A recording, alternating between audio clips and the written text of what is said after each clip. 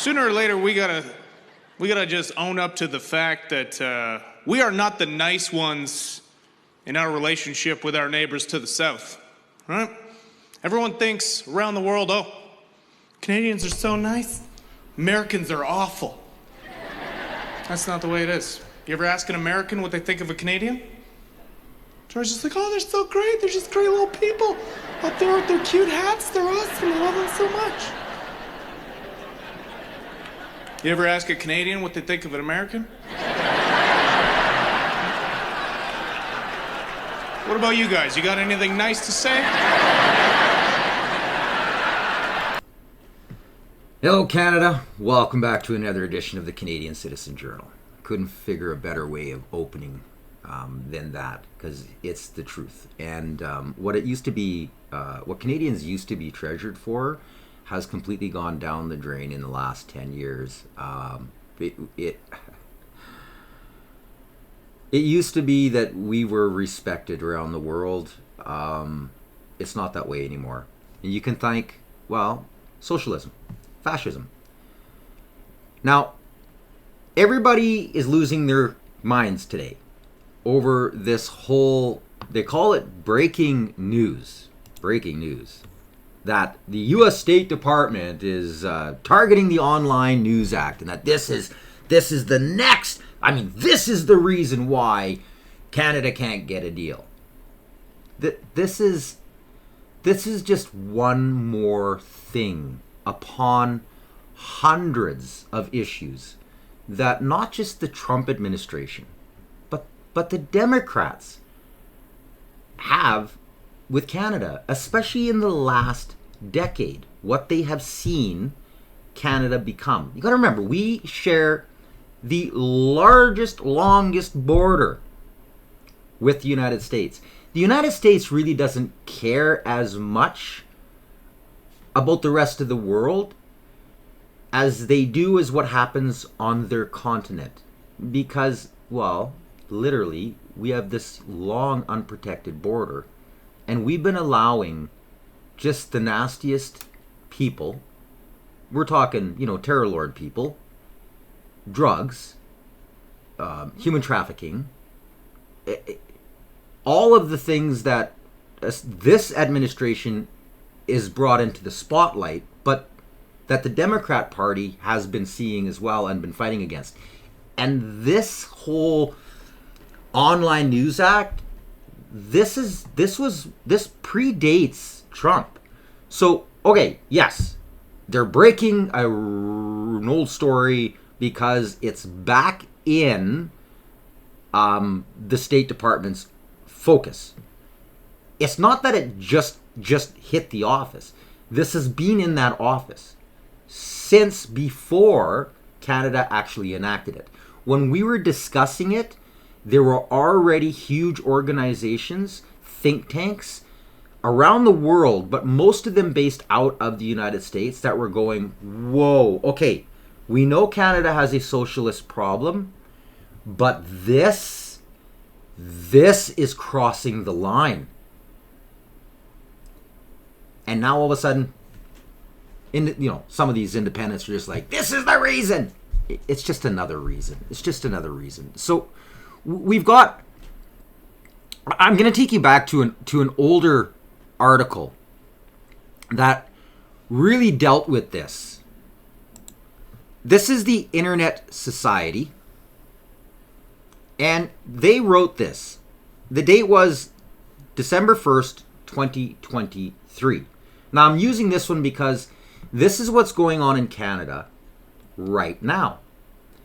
There are people's possessions, homes, properties, and lives, as well as their livestock and their livelihoods, that are, being burnt, thanks to arsons, for the most part,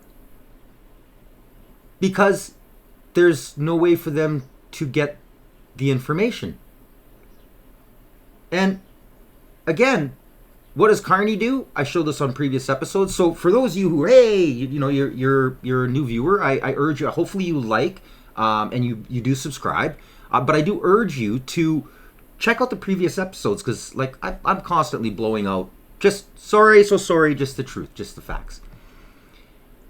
They had wrote this article, and there was a lot of think tanks that were involved that brought this to global attention. Now, there are other countries in the world that are pushing through the same narrative, and a lot of those countries are in the same boat that we are. We have been infiltrated by global elitism. There are countries, not nice ones, and in Canada's instance, like really not nice ones. We have a party in power again thanks to propaganda, and acts like this that keep them in power, who are supporting openly jihadists that are, have Iranian and Chinese influence, who literally have put politicians in power, cartels, infiltrated. Every aspect of our society has been infiltrated. The United States knows this. And again, it's not just Trump. The Democrats were warning Canada about this as well, but you know why most Canadians don't know, and the reason I started this channel is because of propaganda. So very hard for Canadians to make an educated choice when they're indoctrinated, not educated. Welcome to socialism. Well, now fascism, because that's what the liberals have become. This is why real liberals, thinkers, have fled the party, like my previous episode. Anyways, let's read a little bit of this over now. Again, listen to the date, and then listen to what's worded, and you'll see how this is just history repeating itself, but now more independent people are getting louder voices and starting to get the news out. December 1st, 2023. A law in Canada means people cannot access news on some major online platforms. So the Online Act was passed by the government of Canada in 2023. It forces large internet platforms to form contracts to compensate media organizations so that they make their content available through their links to the platforms. Compliance with the law will be overseen centrally by the Canadian Radio, Television and Telecommunications Commission, the CRTC. That is our socialist governing body. This is why you can't even listen to the radio station traveling anywhere and get real news, because all you'll get is government propaganda, because it's all CRTC regulated. This is where the digital age is changing that. This is why every episode I am censored, but I refuse to hide facts. I try not to baby words. I try not to edit in any which way or even try to bleep out words from, bodies that are CRTC regulated that can say it on YouTube, but I get censored for showing that same media without censoring it. I get censored. That's the ridiculousness of this fascist type of law. So I'm just going to scroll down a little bit, and as always, I post all of my links in the description below. For example, 2023 was the worst forest fire season on record. There were several communities in the Northwest Territories who needed to evacuate, but the people there had no access to news on their most used social media platform at that time, Facebook. This meant that they had to rely on word of mouth and other less accessible means to get official updates, to know whether it was safe to leave, or to find out when flights were leaving that would be able to escort them to shelter. People were stuck in a danger zone, and some had to assume they were stranded. Even though there was a way out, they just had no way to find out about it. Because there was so little access to news, family members outside the area did not have any easy way to follow the situation so they could stay informed with reliable information about the safety of their loved ones. It also meant that there was no way to quickly counteract misinformation or rumors, making it all even more difficult for many people. This is just one example of what reducing access to news can do in a crisis situation. But the impact is far greater. Services that aren't even classified as digital news intermediaries are affected. For example, it could make it harder for Canadian contributors to Wikipedia to do research and fact-checking, since this law hinders their ability to discover credible news content online in Canada. People in other countries have easier access to news. And I've stated this and proven it on previous episodes. Russia doesn't censor near what Canada does. Canada bans Russian news the second the war in Ukraine started up. Why?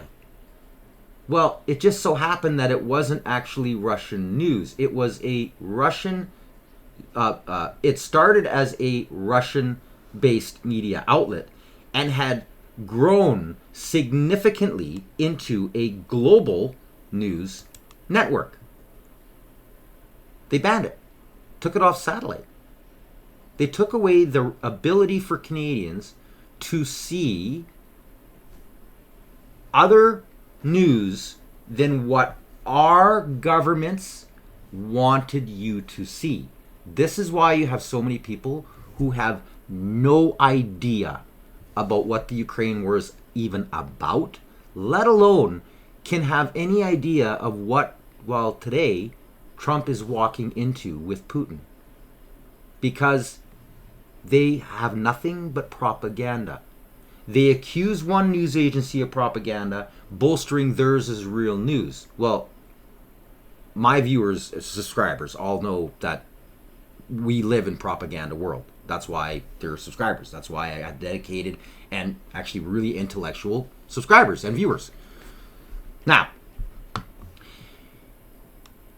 mainstream got stuck because there was this impeccable, independent journalist who's by the name of Jasmin Lane. She had the American ambassador on her podcast. And in a very, well, because it wasn't propaganda, open conversation, he opened up and disclosed a lot more reality than what propaganda wanted. They were trying to cover up, and they wanted to try and make sure that they could put Jasmin in a dark light. So right away, the invitations went back out to Pete Hoekstra to try to take that story, because they didn't want to give Jasmin Lane any credit for actually doing what propaganda should have been doing months ago. So if you don't know who Jasmin Lane is, I am going to post her interview. It's right here, and the link to get to it. And this is what started this whole new push, listening to what the ambassador has to say. So, now, we're going to get into this interview. I urge you to watch Jasmin Lane's first. And then you can obviously click on This is Global. But listen carefully, because Hoekstra's been doing this. And I've shown him many a times. And I've pointed out how he's very political on what he's saying. But you can tell he's trying to hint that they're not asking the right questions without being ignorant. Listen carefully. The beginning gives it all away. It's good to be with you. Thank you for the invite. Anytime. The last Anytime? Anytime. You're always welcome here. Okay. The last. Thank you for the invite. Right? I'm welcome here anytime. Reading behind the lines of propaganda. Last time we heard from you in terms of how negotiations were going, you said that there likely wasn't going to be a lot of progress in August and that the vibe was off the table. Since the August 1st deadline has come and gone, how have things gone from the American perspective? I think it's the same. The vibe is, well, we'll get through this, but it may take a little while. What's wrong with the vibe? What's wrong with the vibe? Well, number one, the vibe is, hey, we didn't get there by August 1. And obviously, I think on both sides, the negotiators feel that they haven't made enough progress and that there's enough significant issues out there that are going to take a considerable amount of work. You mentioned that there are some significant issues at the table still. From the American perspective, what are those issues that are still outstanding? Well, I mean, when you look at it, the big picture, the president had some agenda items that he wanted to do. At 30,000 feet, he said, I want to make the American people more prosperous, more stable, and more secure. He had a list of things that were under there that he was going to implement. He said, I'm going to secure America's borders. He did that within, probably less than 45 days. The flow of people primarily coming, across the southern border has dramatically been cut. He also announced, that on a global basis, that. Now, I'm going to be breaking this down with an interview from the amazing and one of the greatest journalists Canada has ever had, Sam Cooper. But I want you to hear this first, because then when reality hits and you start to hear the truth, of course, as I normally do, I will be posting information so that you have access to it, so that you can actually see the reports, you can actually get the information, and have the reality at your fingertips, what mainstream won't do. So we'll just let Hoekstra keep going here. He was going to remake from an American perspective, how global trade worked. It had not worked to America's benefit. It was hollowing out our middle class. It was hollowing out our manufacturing. And he believes for us to be a strong country that we need both of those things. We need a strong middle class. We need a prosperous country. We need a strong manufacturing base. And he told the world, I'm going to implement tariffs. And he made that decision, back at the beginning of April. Since that time, what are the obstacles here?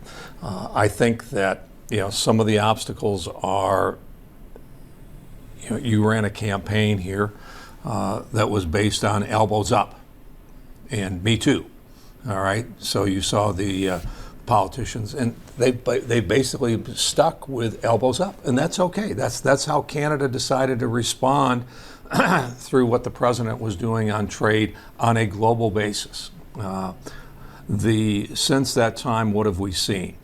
We have seen, and this I think is on a more macro scale rather than just the details of where they're having issues on getting to a deal. But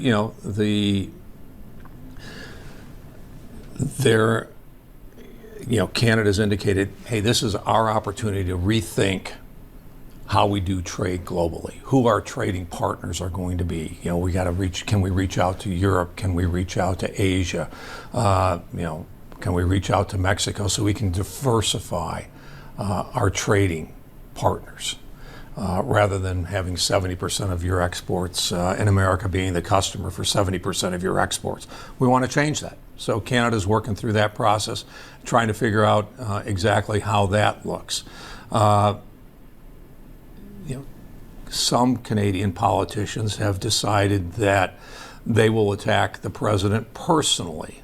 They will attack people on his economic team, his negotiating team. They will attack them personally, not on the policy, but them personally. Again, that is a Canadian decision. All we do is respond to it. The Canadians have indicated that, by imposing as a retaliatory tariff, they've put some in place, but then they also started putting tariffs on CUSMA products, products that are protected under the Canadian-U.S.-Mexico trade agreement. We haven't done that, but Canada has decided that that's fair game. We will call into question CUSMA. Again, that is a Canadian decision. You can do that. It is amazing how many people I talk to who actually think that the high prices they're paying here in Canada are because of Trump's tariffs. This is because of propaganda. This is something he's been trying to get across. The states never broke CUSMA. At all. And our media has been lying, constantly saying how, oh, well, Canada's taken him to court for breaking this and breaking. Guess what? Canada is the one who broke CUSMA. And this is going to be a detrimental failure. Because of propaganda, not telling you the truth, and the purposeful abuse of breaking our own, well, we broke CUSMA. We're the ones, not us, but the Liberal Party, Carney, and the fascist liberals, who, again, previous episodes, I proved this, purposely put these tariffs on to hide the actual decrease in cost Canadians would have seen when they removed the consumer carbon tax. This was done to hide a tax that has nothing to do with saving the environment from Canadians. And they're all, well, a lot of the liberals, clapping like seals. Oh, look, no more carbon tax. Oh, those bad conservatives. See, there's no difference. There was a difference. And now the States is going, well, we didn't break it. We have legitimate reasons. Instead of having a government looking out for the people in a free and just society, our government, using their propaganda, has convinced enough Canadians to vote Liberal again against everything that is, well, would be good for us, which is the same things that Trump is fighting for in the States. And I've said this for months.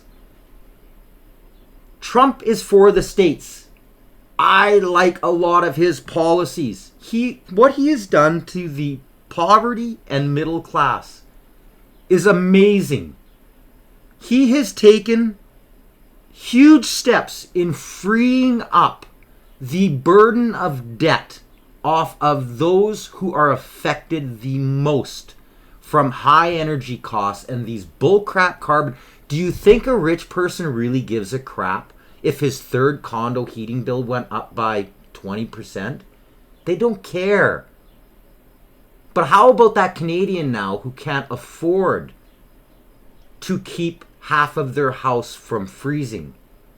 Who is choosing between heating and eating?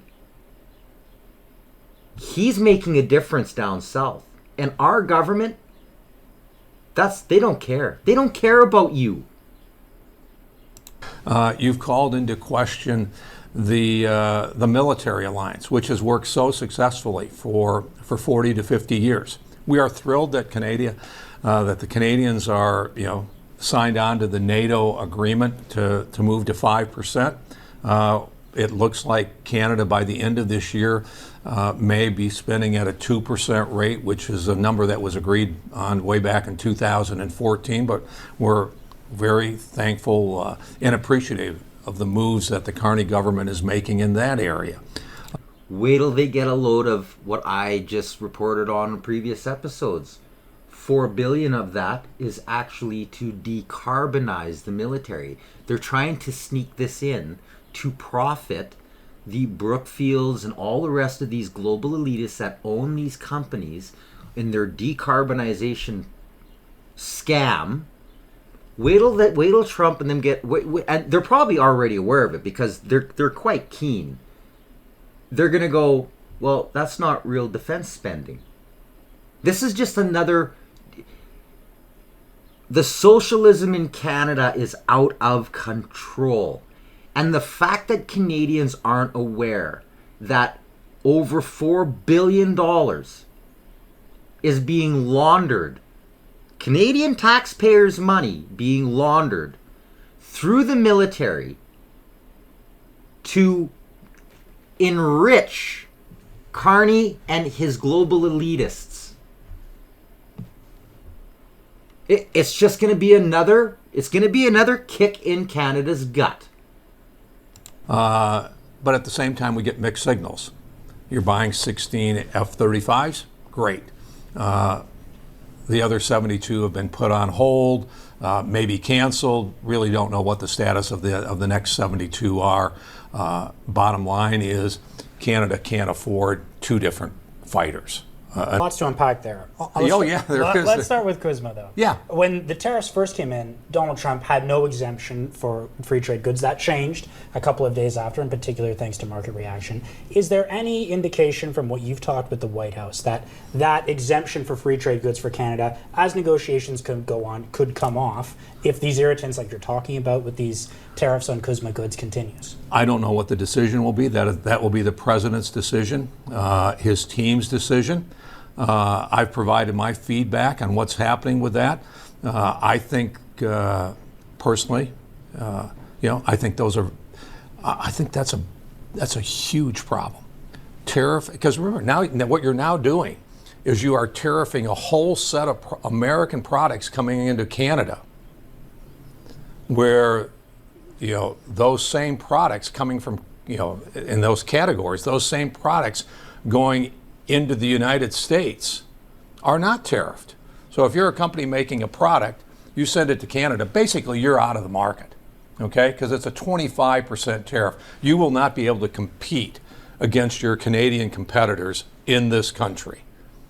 But if your Canadian competitor comes into the US, tariff-free. He's just gotten the whole Canadian market handed to him because Canadians have, taken them out of the marketplace. But if they want to come into Canada or in the U.S., they are more than welcome, and they continue to be. I consider it very, very unfair, and we'll see what the president and his advisors do. We've heard from Doug Ford, the Ontario Premier, saying that Donald Trump could pull the rug out from underneath NAFTA or CUSMA, USMCA, whatever you want to call it. Yeah. As soon as November. Is there an appetite from the administration to push up the review, which is supposed to be in 2026? I think that I love Doug. All right, we've met a number of times, we've talked on the phone a number of times, and we've always had great conversations. Canada is the country that has pulled the rug out from USMCA. So for a premier to say, well, the U.S. could pull it out at any minute, the response is, no, Canada pulled out the rug from USMCA. I don't know exactly what the date was, but a few months back when they said, hey, we're going to tariff USMCA products. And this again is, that's a fact. Okay? And that is just, throwing it out there, saying, well, this could happen. Lots of things could happen in the future. That's totally hypothetical. But what we do know as a fact is that in retaliation to the tariffs that the U.S. put in place, Canada decided to tariff CUSMA products.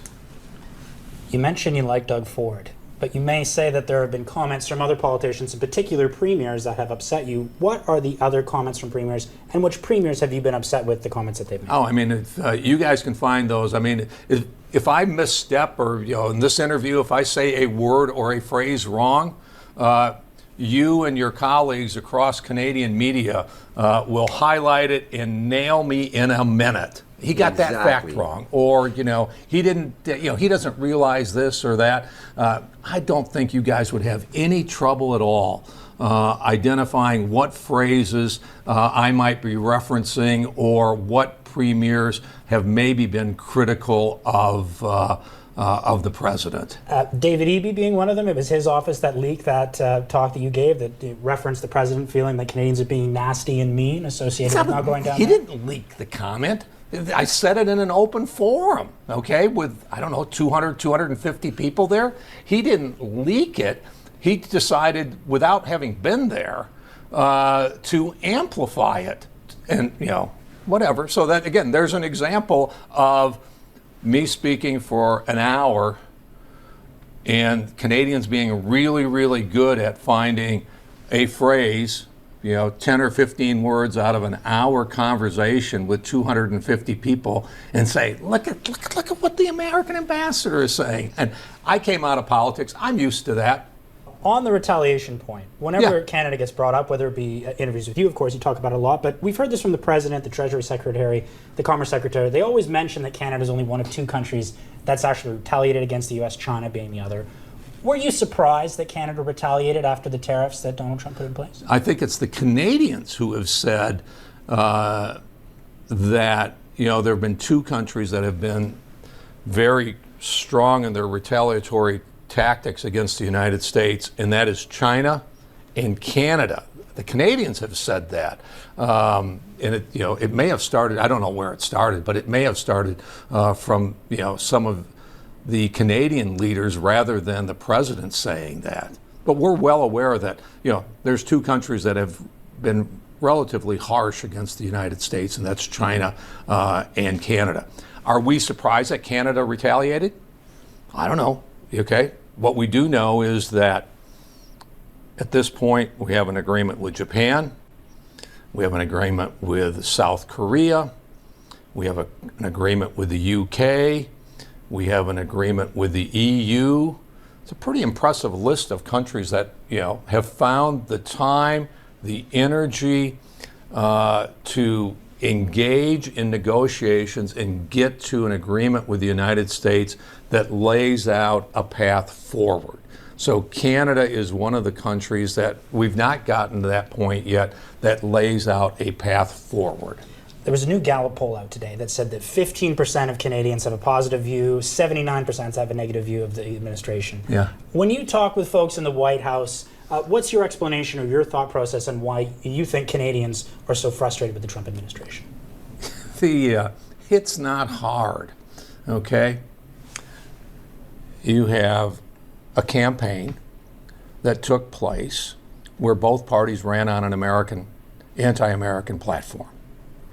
You're in a situation where your business community, who have prospered, your business community that has hundreds of American companies in Canada paying solid wages, providing great jobs, that has been ignored. Okay, when I was in Winnipeg, you go to Boeing, you go to, Boeing's building parts in Canada. You go to Magellan, they're building parts for every F-35 that is flying and that will be flying in the future. But nobody's celebrating the thousands of jobs that American companies who have significant presence in Canada are creating. That's not being celebrated. The vast majority of your business community that has business relationships with the U.S., they've been relatively quiet. And your media, okay, I mean, their prime sport, okay, is beating up Donald Trump every day. So no, I'm not surprised by those numbers. Not surprised? No, I'm a politician. Okay, if I were in a riding, and everybody in that riding, was trashing a candidate. They had no support from any political party. They had no support from their business community. The media was piling on. It's kind of like, wow, 15%, Mr. President, that's not bad. But the important thing here is not the popularity of the president.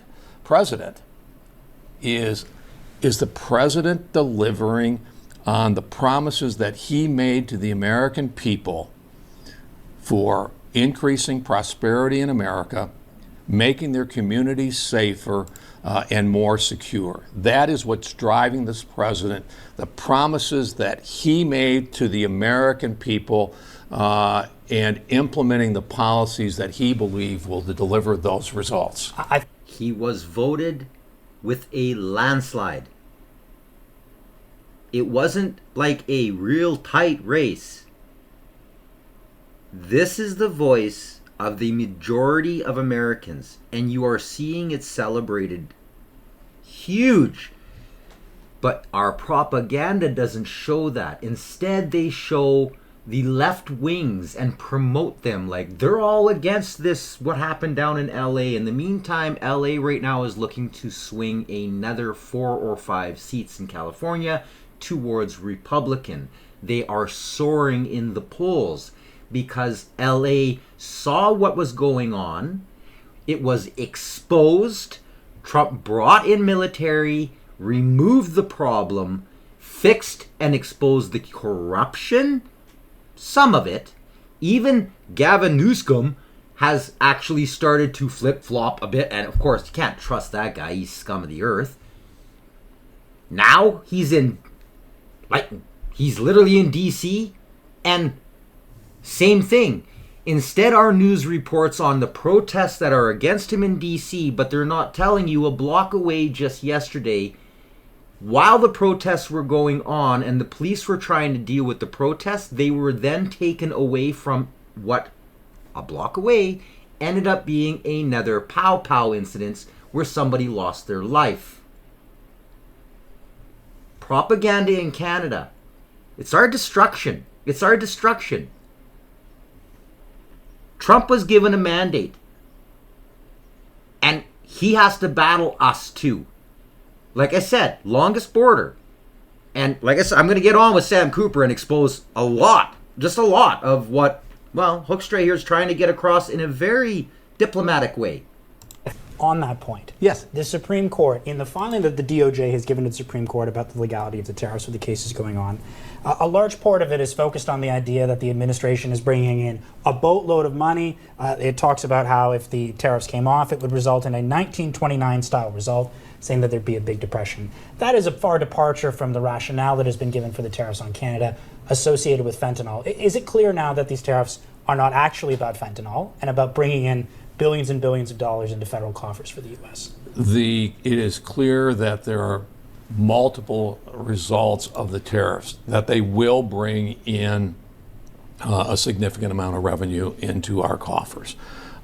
There's also the recognition that, you know, when you're dealing with these kinds of issues and when you're dealing with fentanyl, the president's trying to resolve and keep his promise of making America a safer place. Canada and the United States both have a huge problem with fentanyl. All right, we're losing way too many Americans each and every day. Canada's losing way too many Canadians each and every day to the curse of fentanyl.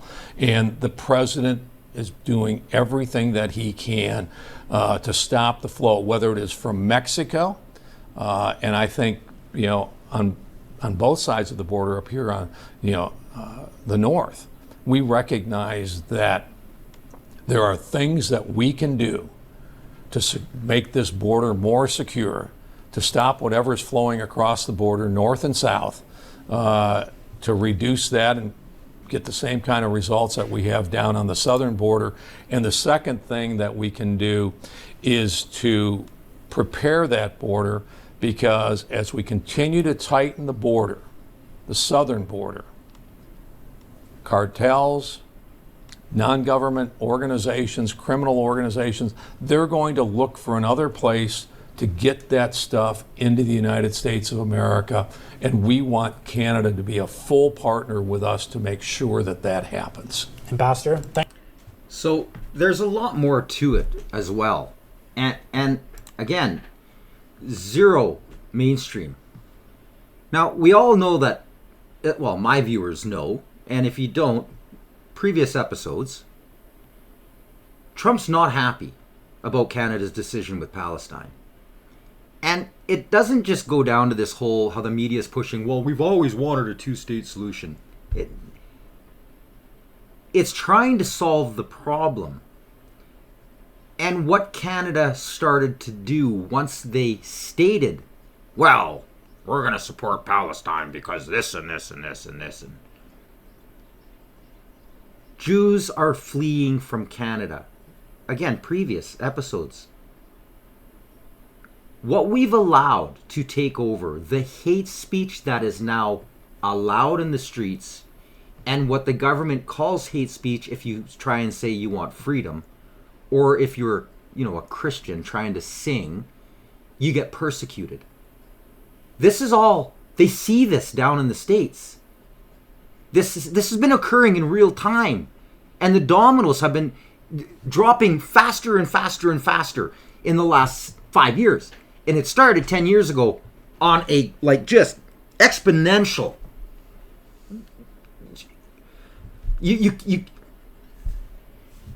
What has happened in the last 10 years to Canada has been just disgusting. But the States is seeing this.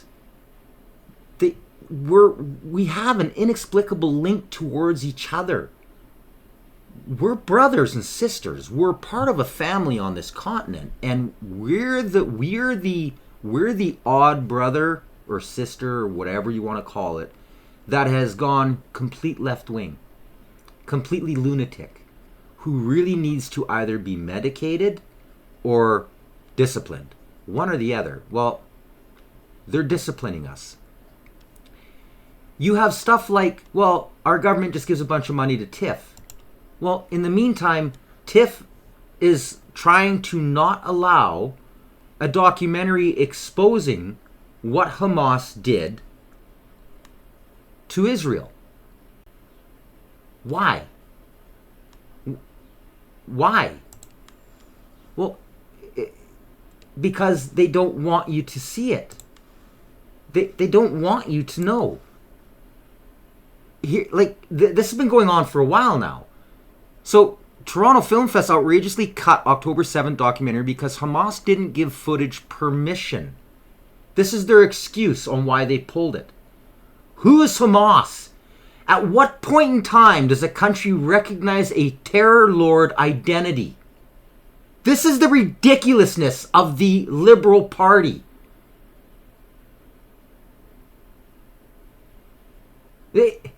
And then all of a sudden now, oh, guess what happened?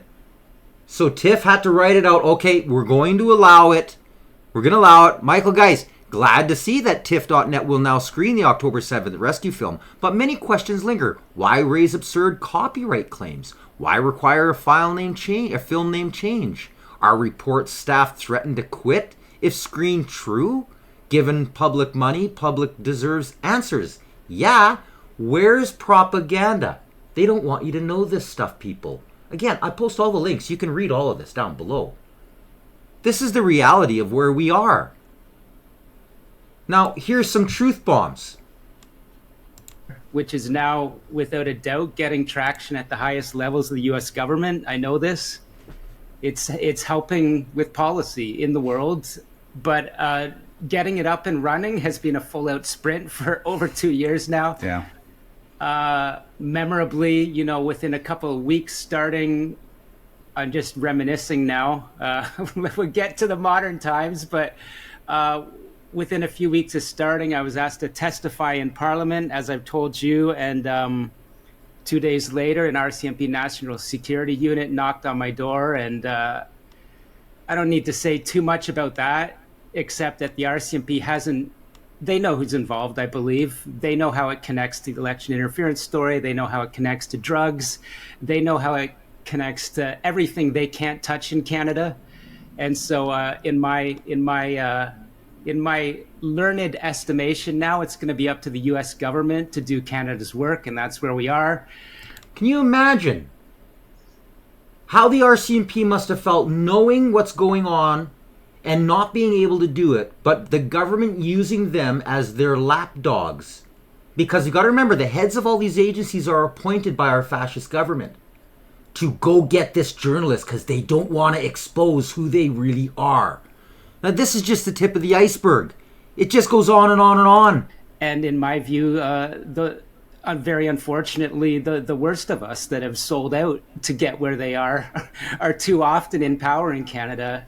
And to what you're saying, yeah, I do think that some very smart people around the world are realizing, you couldn't make it up in Hollywood that someone like Premier David Eby and BC Ferries are giving a $1 billion ferry deal funded under the table by an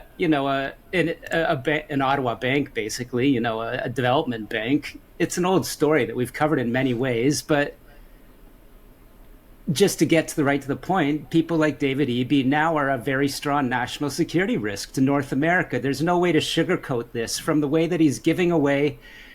And I know you come from a First Nations background, and I'm very, very, very tuned into, what Canada needs to do to redress the past wrongs. But not to get off on a tangent, just giving away lands like at the snap of a finger to First Nations that I know for a fact are under the influence of CCP, actors, is just another way that David Eby is a national security risk to Canada. Now, where's mainstream on this? It's right here. For 5 First Nations in British Columbia to receive 443 square kilometers of Crown lands, right? The federal and provincial governments announced on Saturday afternoon that they have reached a settlement transfer of a combined 443 square kilometers of Crown lands to these First Nations, plus $800 million in compensation from the federal government. The size of the land, blah, blah, blah, blah, blah, blah, blah. Why people aren't aware? These countries, they're brilliant. They're using our system against us.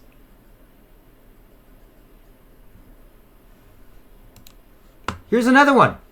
BC plans to reconcile by giving First Nations veto on land use. BC government plans to share management of Crown land with First Nations, a scheme that will apply not to limited sections of public land here and there, but across the province. The government quietly opened public consultations on the proposal last week. According to the scant materials, the government will amend the BC Land Act to incorporate agreements with Indigenous governing bodies. These agreements will empower BC's hundreds of First Nations to make joint decisions with the ministers responsible for the Land Act, the main law under which the provincial government grants leases, licenses, permits, and rights of way over Crown land. That means that First Nations will have a veto over how most of BC is used. Joint management can be expected to apply to mining, hydro projects, farming, forestry, docks, communication towers, just to start. Activities at the heart of BC's economy will be at risk. Great article. I hope you read it. This has to do with a lot of the UNDRIP, and this is all extortion being forced upon Canadians. And again, I will end up getting to this whole land settlement that just happened. I've read over it. It was hundreds of pages, and I will be putting an episode together on this. You have countries and organizations outside of Canada that have infiltrated us to the highest seats. They are using every angle possible to destroy our nation, to take away our rights. And you have power-hungry, fascist goofballs like the Liberal Party, who's been completely infiltrated. And now proof. I mean, I've already shown proof previous episodes on Eby. Infiltrated. Totally infiltrated. Keep going, Sam. Yeah, it's an explosive story. Chinese trained scientist comes to Canada to work under the 1,000 Talents plan, which we've... By the way, this is the brave new normal. I put his thing up on the... I want to give him credit for this. He hasn't really got... He's hasn't got a lot of subscribers yet, 1.89 thousand. I urge you, he has some... it's not like every interview he has is great, but he's a great independent. He's very articulate. He's very smart. He knows how to actually have an interview and allow the people he's interviewing to voice and be truthful. But yet he's not afraid to say or ask questions, putting them on the spot. He's an upcoming star. Left BC, fled BC, which you'll hear later in the interview, to move to Alberta, Alberta and Saskatchewan, the last two provincial binions of freedom that there are in Canada. So, again, the link is below. I urge you to click and watch this entire interview. It's fabulous. He's had Sam on a couple times. And again, he's fabulous. Like, I got to give credit where credit's due. Great interviewer, and seems like a really good guy. I look forward to maybe meeting him sometime in the future and shaking his hand, because he's an everyday real Canadian. Talked about. This is the same program that is coming up in the recent FBI cases, where you've got Chinese students coming into U.S. universities, especially in Michigan, and whether it's an agro-terror, potential weapon case, or sending U.S.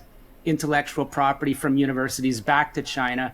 This is part of Xi Jinping's weaponized plan to use Chinese university students who give pledges to the Chinese Communist Party in order to get, dual funding and come into Canada or the United States or elsewhere in the West and be a spy, to use our taxpayer-funded university capacity, steal our leading scientific findings, and as we've talked about in the Winnipeg lab case, use our capacity for bioweapons is what's come out of Canadian government documents. So in this case, senior Chinese scientist, extremely connected to Unite. I didn't report this in the story.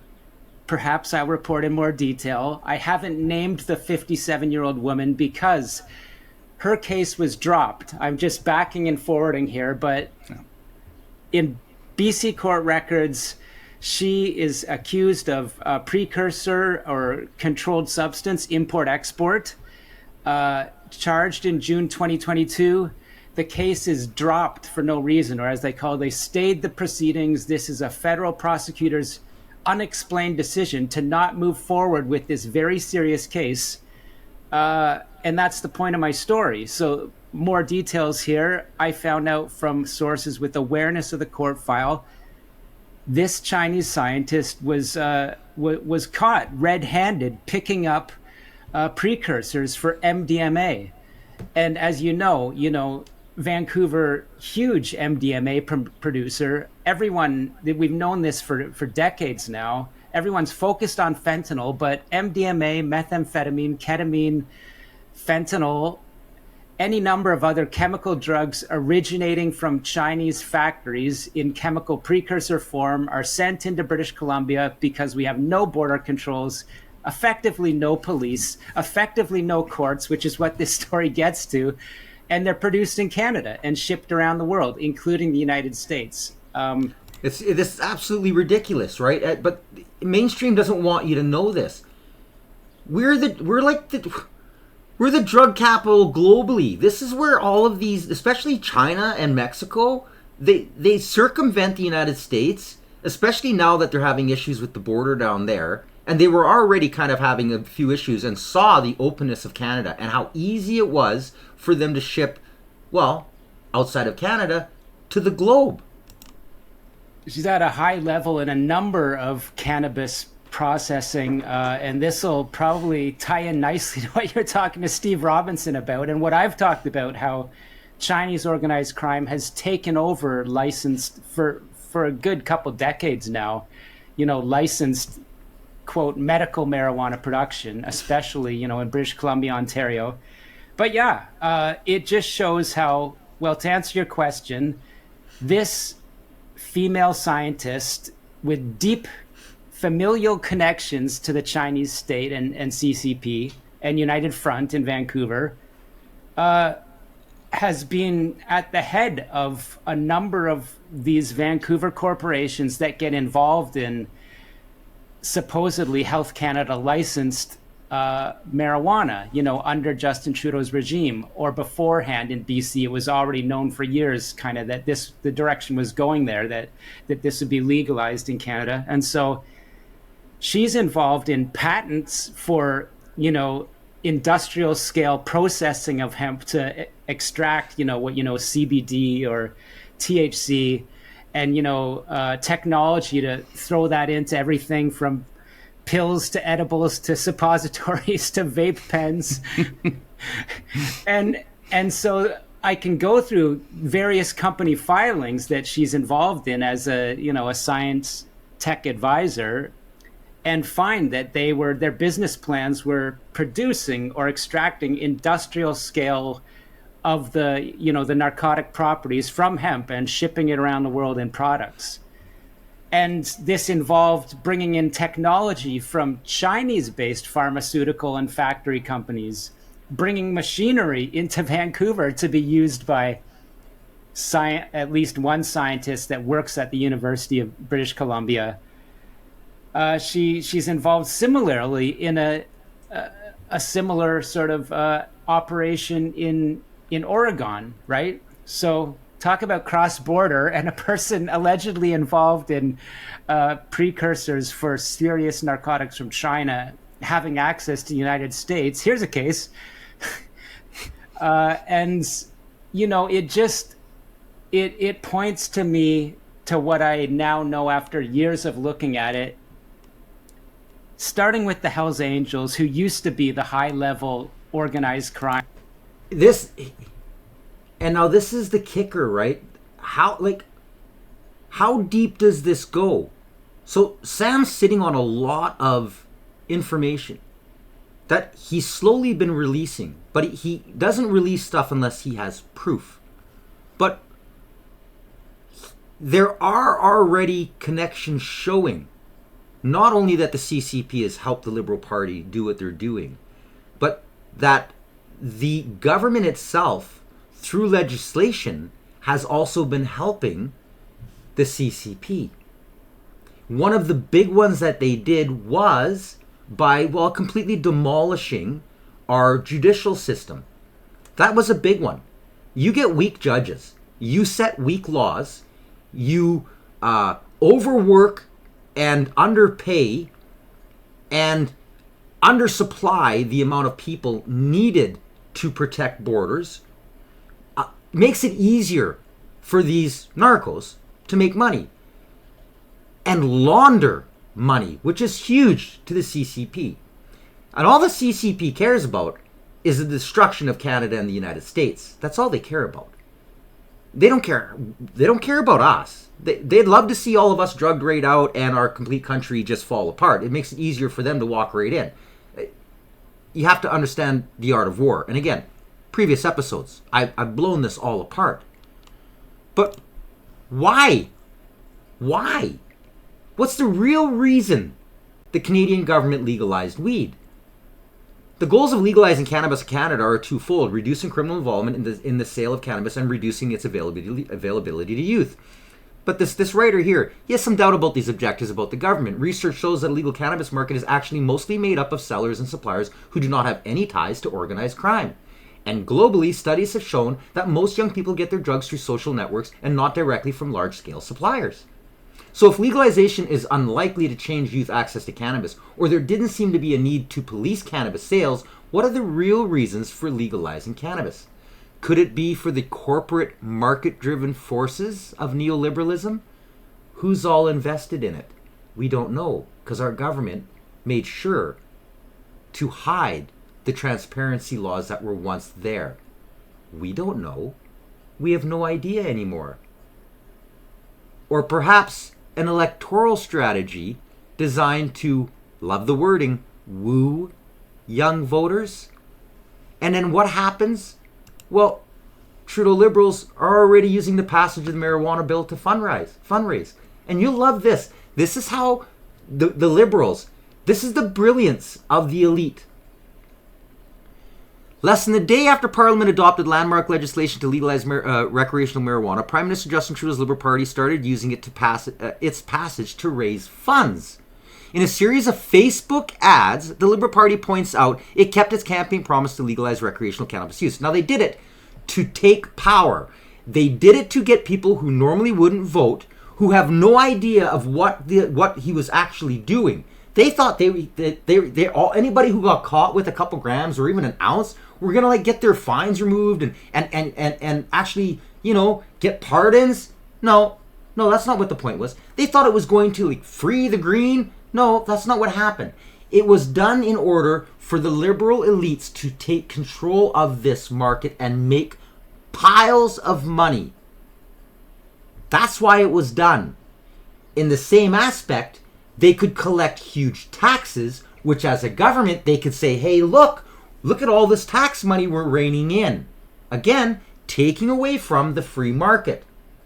But they also use it as a ploy to take power. A lot of these guys, sorry to say, but most of them potheads had no idea what hit them.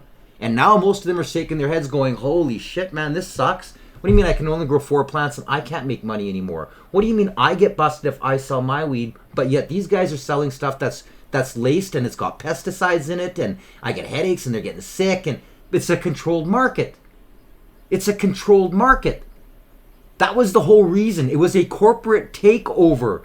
They used it in every which way possible to manipulate the system to A, get in power, to B, hold power, to C, make profit. Take it away from those who were literally the ones trying to get it legalized and put it in their back pockets. While why would you have Blair, who literally had like cops working on the taxpayers' dollars trying to get Ford busted for smoking pot? All of a sudden, he's jumped on the bandwagon. I'm legalizing pot. That's the idiocracy. Again, propaganda wasn't telling Canadians this. It's been too easy for our kids to get marijuana and for the criminals to reap profits, says the ads. They begin appearing Wednesday. We're keeping our promise to change that with our plan to legalize and regulate marijuana. Make a donation now and support the progress we're making together. While some ads show an image of a marijuana leaf, others feature a picture of Trudeau. Clicking on the ads takes you to the Liberal Party's donation page, which also has trackers for Facebook Custom Audience and Facebook Connect, tools that allow Facebook to direct targeted ads at you in the future. Brainwashing people. This guy was a puppet.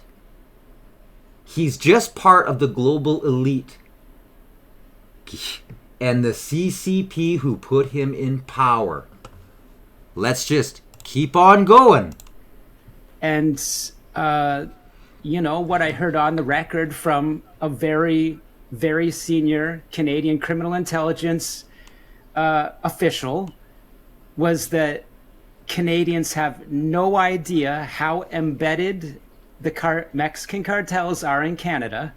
And again, as we've discussed, the cartels, billion-dollar brutal terrorist organizations that work hand in glove with the CCP, who supply them precursors and launder their money around the world. That's the deal. And it's not that Chinese crime just leaves the lab production and the gangsterism to the cartels. They've got their teams on shoulder to shoulder with the cartels as well. But the CCP is at the top of the show. But my point here is this very senior Canadian official told the crowd that I later addressed in a panel of law enforcement professionals, cartels are $1 billion a day operation. They are extremely embedded worldwide, extremely embedded in Canada, and they thrive through corruption. So are the cartels, directly corrupting Canadian officials? I'm sure they are. There's no question. Depends how high they go. But as someone else astutely said, on a podcast, someone that's doing a similar type of work, they actually told Sean Ryan this. I think they've been following my work. They said, yeah, the cartels are working with the CCP, and the CCP is in charge of corruption of politicians in Canada. So the Mexican cartels would not necessarily have to be the ones doing the payoffs. China's doing that for them. But yeah, to your point, people do not have to speculate or take it from me, a mere journalist. I'm reporting what criminal intelligence senior official in Canada says. This crime in Canada is thriving on corruption. Yes, and one example of such, if you want to go back through my conversations with Sam Cooper, there was a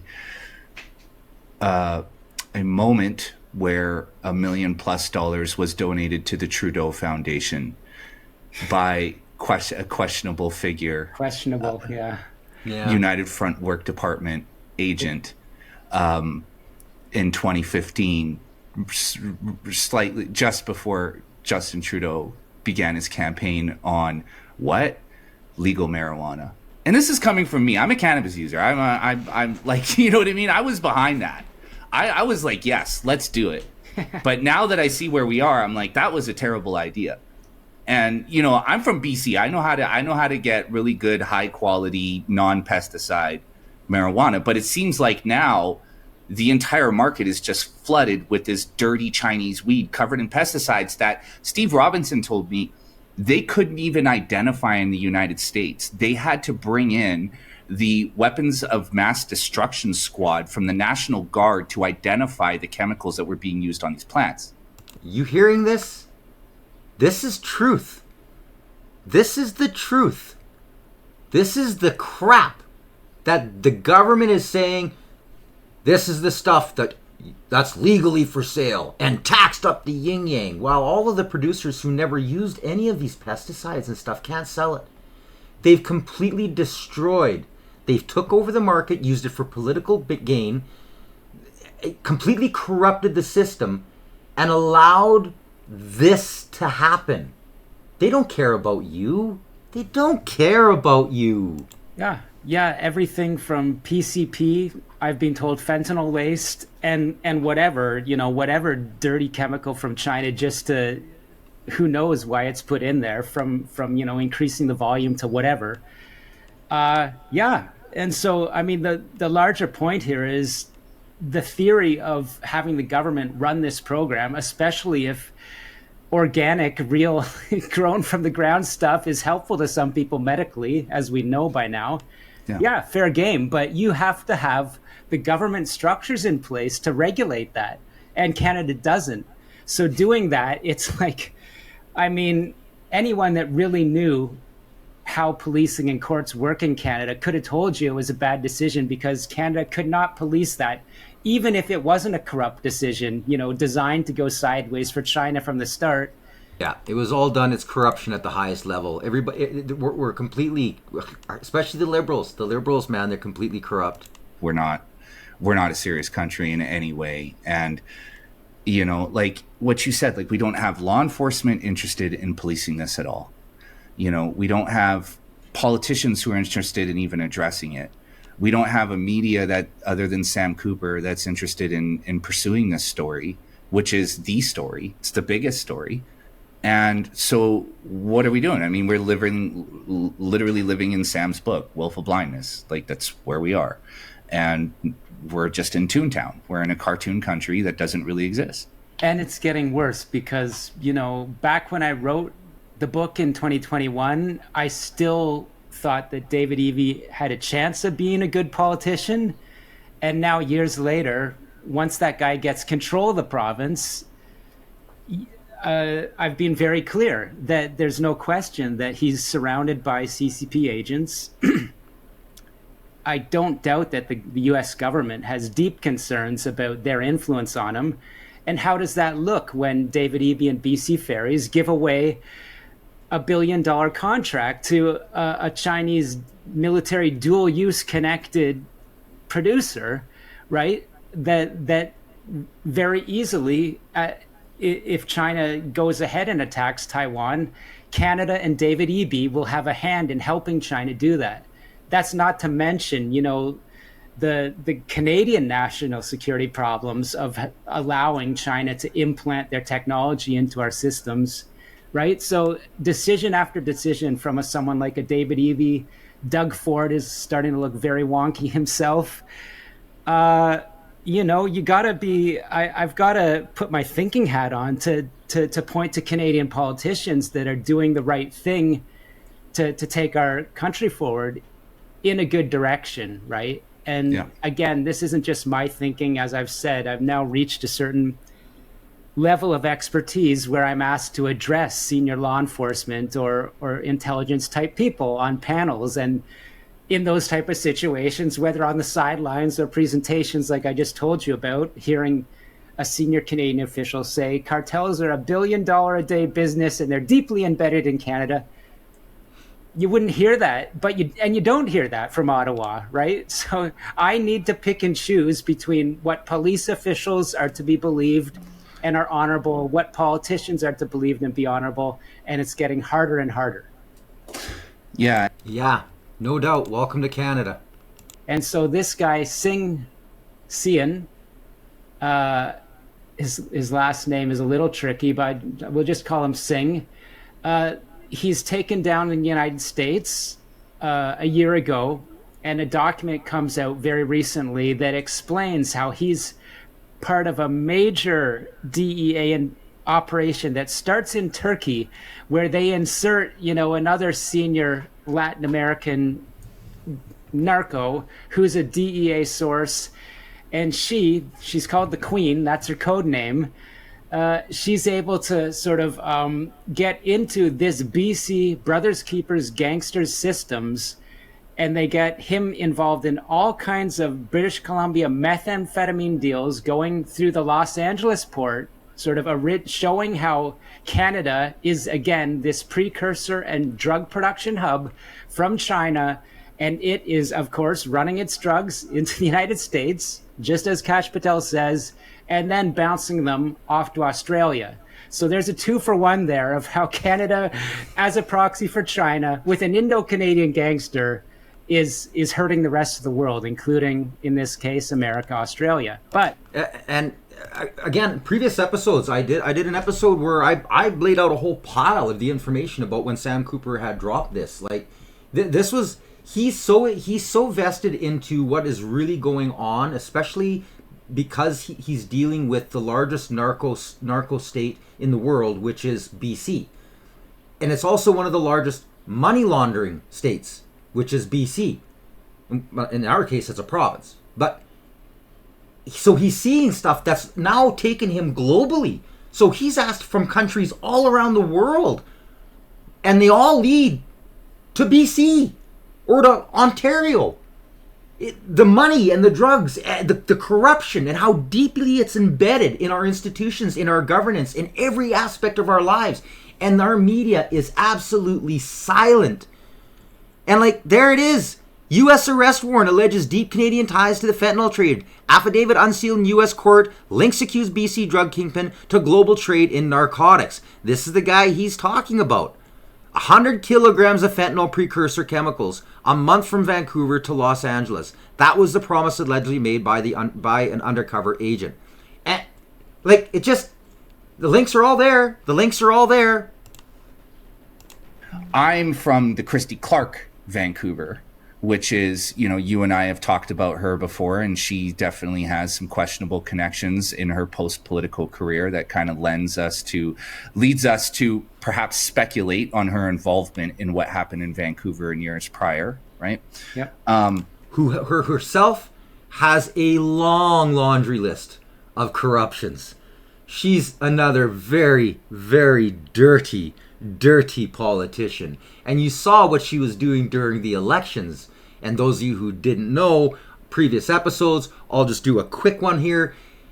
She actually did join the Conservatives to try to sway, then got caught lying, then got caught finding that there were actually funds, there were other things. Then she dropped out of the Liberal leadership race because she didn't want any more media taking any attention, disappeared into the sidelines. Mainstream media hid that, tried not to do anything. Once the smoke kind of settled, boom, they brought her back out in the limelight, refused to ask her any of the pertinent questions that should have literally just disgraced her, and she should never be allowed ever to have any type of a political discussion or even any influence at all on any news agency. Kept using her and still do to this day. This is Canada. Propaganda. We are so screwed. And now we'll just let him finish. But David Eby seems to be a different animal. Is he okay? Just to put it in plain English here, is he just a hapless idiot, or is he a willing participant, or is he well, I think those are the only two options. Is he stupid, or is he involved? In your view, speculation. By the way, speculation. Not speculation, because this is where not speculation. The controversial and extremely intelligent and accomplished Mark Gahotis, the guy that made his money, and I'm not saying he's always right, but he's made money by being right enough times. By right, I say, picking when a company is fraudulent and it collapses, and so people in Mark's line of investment work get rich that way by knowing when something's criminal.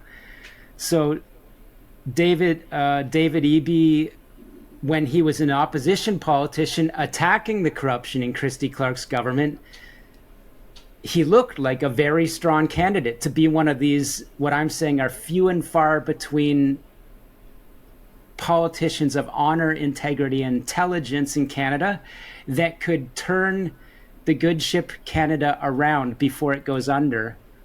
And then he had me convinced for a while that he was a good politician. And then I noticed something very strange.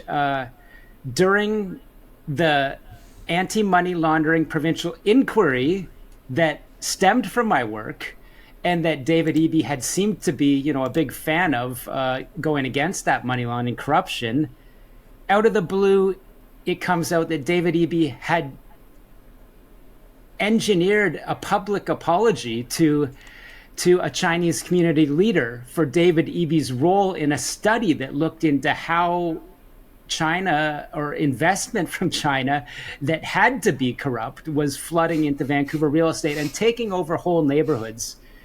Eby was part of that study, and then when it became politically uncomfortable for him, I guess he realized, my speculation, he realized that Chinese community voters were not only, numerically important, but important in other ways to be a leader in British Columbia. He goes and he apologizes to a broadcaster in British Columbia who I asserted in my book very clearly, before I knew that this guy was a listed United Front, kind of credited for election interference, very clearly an asset for China in many ways, and overtly in his actions. Guy's name is David Ding. I named him in a news conference in Ottawa, Ding Guo. And this guy is an advisor, a community advisor for David Eby. David Eby won't cut that tie. And so he apologizes to this guy. And then this guy and his sham media entities that are, I'm going to assert, are part of, China's disinformation and intelligence system. They're part of the election interference system. After David Eby prostrates himself and apologizes for his role in an anti-money laundering study to this guy, this Chinese media asset writes, "People vote for David Eby. He's a good guy. He's my friend." Okay, so that was my first indication. That was and I'll say it at any level. If I'm asked to go testify before the U.S. Congress, which apparently some people, are rumbling, maybe I'll get invited to go, share what I know in Washington, I'll point to David Eby and David Ding Guo and say, this is an example of a Canadian politician being captured. Now look at what happens in his province. $1 billion deal goes to a Chinese civil military fusion, ship producer. BC is being used egregiously by China for their fentanyl and money laundering. It gets worse, but I think that's enough to answer your question of what I think happened to David Eby. It could be that British Columbia as an economy and a political system institutionally, after 40 to 50 years of Canada choosing Asia-Pacific trade from China as a high-level trade strategy, British Columbia has been captured. That's why Christy Clark could have been your villain. Rich Coleman, was he in charge of ICBC? I think he was. Was he in charge of BC casinos? Famous BC Liberal politician. Pick your politician in British Columbia, and you could say, they've been influenced by China at some level. And so David Eby, who comes in looking like the white knight that's going to turn the ship around, maybe that province is just so deeply captured that you would have to be the person of utmost integrity to not be sucked into that quagmire, as David Eby has been. The reason I played this and I went a little bit over here, this is what's happening to Canada. What has completely changed the demographics and the voting, the true Canadian voting in BC is slowly what is happening to Canada. It is a replacement through the use of purposeful immigration picked from certain areas who are easily colluded to or already linked to fundamental ideologies, who are then brought in massive, that are then propagated through our own media to choose and keep the fascist government we have in power. This is an escalation that's going on. This is what the states fought against and right now is in the middle of trying to remove from their nation. Elon's warned about it. Like, there's been some great minds that have warned about it. This is how they take over a country. I believe Sam Cooper's putting it nicely. BC is gone. I don't think we can fix it. Especially with now these land transitions and these permissions given to heavily influenced, bought and paid for nations, the indigenous nations, as well as the court systems in general. You heard about how they just all of a sudden dropped the charges on this scientist. She got busted red-handed. And then why? All of a sudden, hushed, gone, buried under the rug. It's in every aspect of the system. It's too late. But it's not for a lot of the rural areas. And this is why the separatist movement sees a huge, vast amount of the populace from the remote, especially northern BC, who want to leave as well. Because they're seeing it firsthand. And this is why EB and them are agreeing to start allowing certain bands, right, to have this veto. They're slowly going to stop any type of real Canadianism, of freedom, of democracy in having a say. By the time you control all of the media, it's too late. Add that to millions of their picking, flooding immigrants in. There is no turning back. BC's done. This is where Canada and Saskatchewan are really at a crossroads. They need to get out now. Anyways, you guys, I wanted you to see all that because, again, this mainly focused on BC, but it just brought to reality the drugs and the corruption and the political interference, all the election interference, the corruption within not only our the BC provincial party, but our federal system. This is huge. Media ain't talking about this. So yeah, I'll post this whole story about the U.S. State Department targets online news act as human rights report. It's here. Again, yes, I'm glad it's being brought up. Definitely, it should be, because it is another huge factor in why we're being punished. But it's much more than that. It's so much more. And I hope you enjoyed the episode. Anyways, make sure you like, share, and subscribe. If you are, punch that notification bell. I know I'm a little bit long here. I'm going to have to do some editing. Until next time, you've been watching the Canadian Citizen Journal. I'm your host, Alias Tagai. Check out our clothing. If you want to support us, you can do so by purchasing clothing or some of our merch at the store, or you can donate online or at the Gmail address posted below. Till next time, you guys. Stay informed.